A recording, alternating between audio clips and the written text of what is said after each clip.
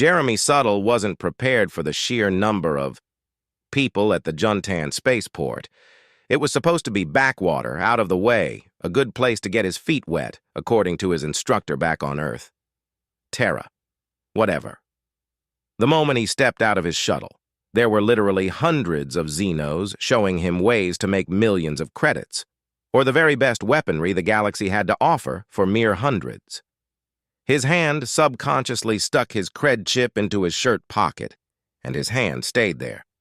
When you get on station, just remember not to jump into the first freighter you see. Look around a bit. Take a peek inside if you can. Just know what you're getting yourself into. They're all death traps. Just some are faster about it than others. Jeremy remembered his instructor saying as they prepared to take their final exams on general Xeno ship maintenance. Humans were in huge demand. He had learned early on. His ma and pa weren't doing too well with the farm back on Earth, especially since they discovered that Earth could just import food for almost what it cost to farm it locally. He had always planned to help them at least as much as they helped him through his troubled childhood. It was either a fight, a girl, and sometimes both, but he kept his nose clean. The drug tests Xenos had went back decades, and they were pretty strict about humans, being new to the Federation and all, not to mention their physical prowess. They especially didn't want a human, Terran, whatever, hopped up on drugs trapped on a ship with beings half their size and a tenth of their strength. Booze was okay, though, strangely enough, something about tradition he had heard. After about 30 minutes, Jeremy felt he had enough. According to his comm, there was a bar that catered to humans just 100 meters away. It took him 20 more minutes to push his way through the crowd, but he managed to make it there with his cred chip intact. Bourbon, he asked as he sat at the bar. Several conversations halted and twice as many eyes suddenly fell upon him as the bartender donned thick gloves and poured the toxic, to them, liquid into a glass for him.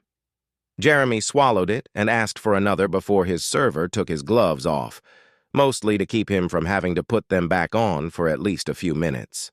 Anything else? The barkeep asked. Just a glass of water, please. That'll be all. Jeremy said, pushing his cred chip toward him. He sipped the last shot, not in any kind of hurry. There were thousands of ships on the dock. Even if only 10% were looking for a new maintenance guy, 100% would jump at getting their hands on a human. I'll have a bourbon as well, a very alien voice said next to him. Jeremy and the bartender both looked at the newcomer in astonishment. Can you even... he began to ask. No, it's for you, Terran. I'd like to have a word with you. Jeremy recognized the Xeno as a Pa'arthan. They were an avian mammal hybrid species that sort of looked like flesh-winged demons from really old books. From the horns turning inward, he ascertained that it was a female, but the way this particular Pa'arthan carried herself was extremely dominant, uncharacteristic of their species, if he remembered right. They settled into a booth, and the Pa'arthan pressed a button that erected a privacy screen. People on the outside could see that there were people inside, but it'd be difficult without an advanced decryption device to even ascertain what was inside. You're looking for work, she said, more than asked. Honest work, he said, downing the second bourbon. No doubt, she said. After a moment, he realized she was waiting for him to speak. He also remembered that to consider a Pa'arthan socially cunning was akin to saying poop smelled not so good. They were one of the few purely predator species allowed into the Federation. Even Terrans weren't considered a purely predator species. Their predatory tactics stretched far beyond simply finding and hunting food, however. They were expert manipulators. You have 10 seconds, and I'm walking out of here, Jeremy said. She took 8 of those precious seconds to either think, or make Jeremy think she was thinking. I'm willing to pay you double for double the risk. Not interested, Jeremy said, standing. She suddenly reached out a taloned hand, but it faced upward, a sign of submission. Please, listen to me. Aside from the wings and the clawed hands, Pa'arthans looked a lot like humans, Jeremy realized. Her expression was one of desperation, and much to his detriment, had never really been able to turn away someone in need. I'll hear you out, He said. but that's it. Thank you.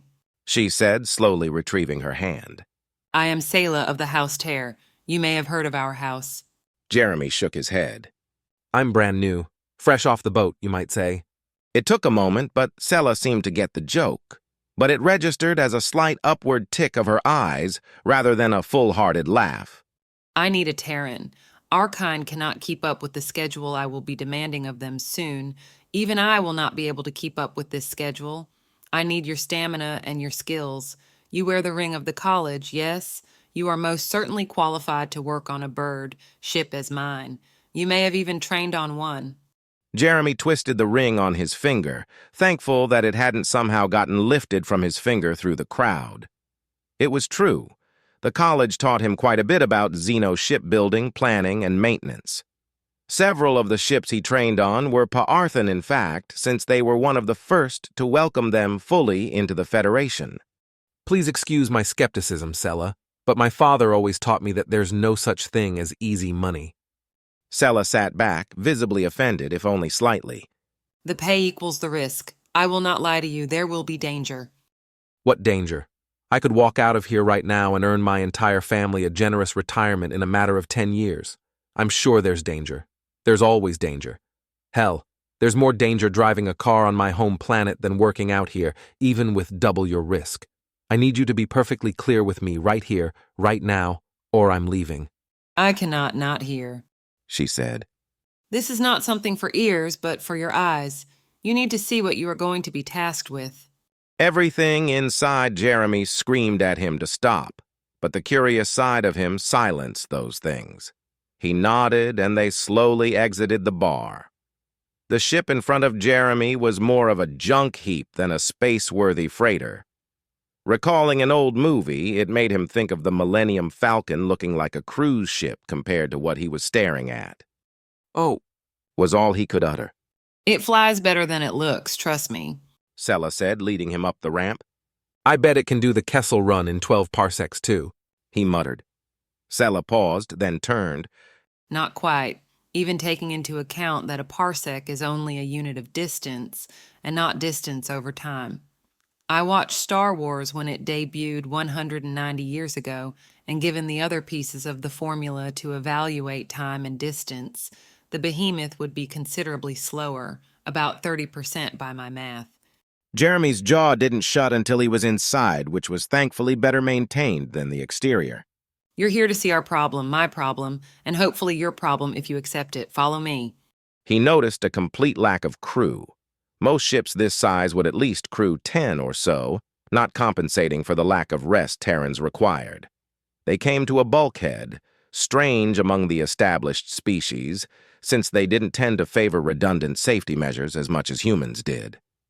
This one seemed out of place, though, like it was ad hoc, and not quite at the core, but pretty close to it. Selah stopped and turned to him.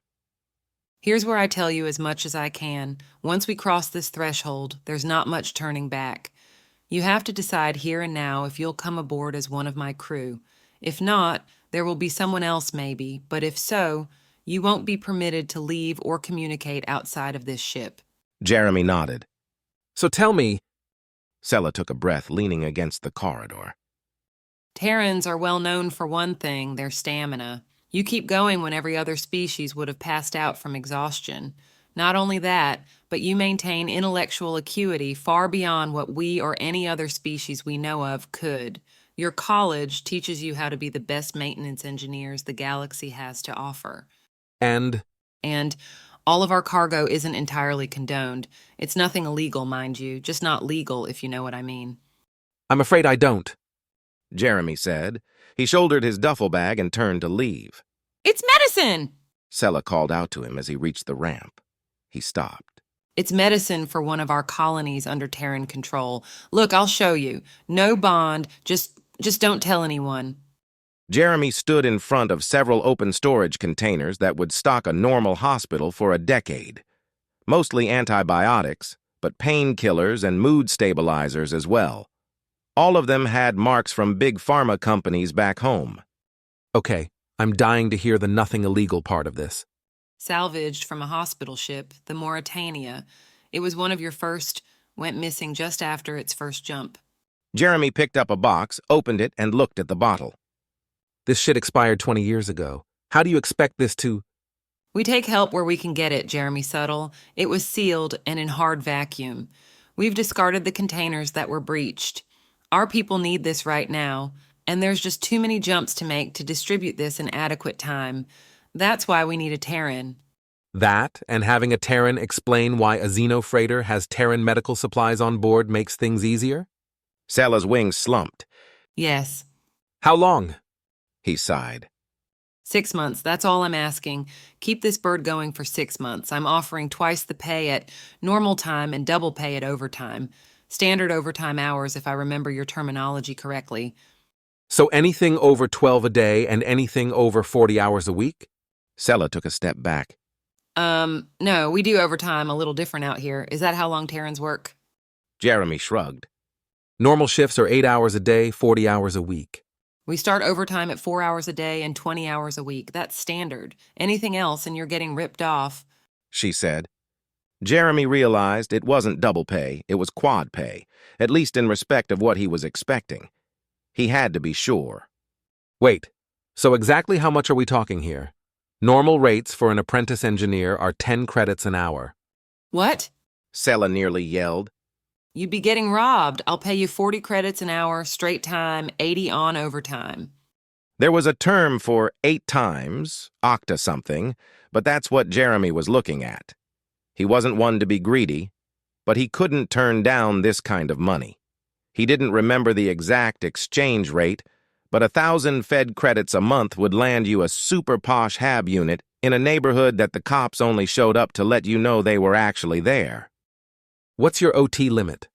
And you do realize that I'm an apprentice engineer, right? Yes, I know what an apprentice is, and Terran apprentices are twice as capable as most fleet engineers. Look around you, Jeremy Subtle. This ship needs a Terran. There is no limit. Just promise me you're worth it. Well, fuck me sideways. He muttered quietly. That's not... Sella replied, obviously hearing him. It's an expression. I was talking to myself. Sorry.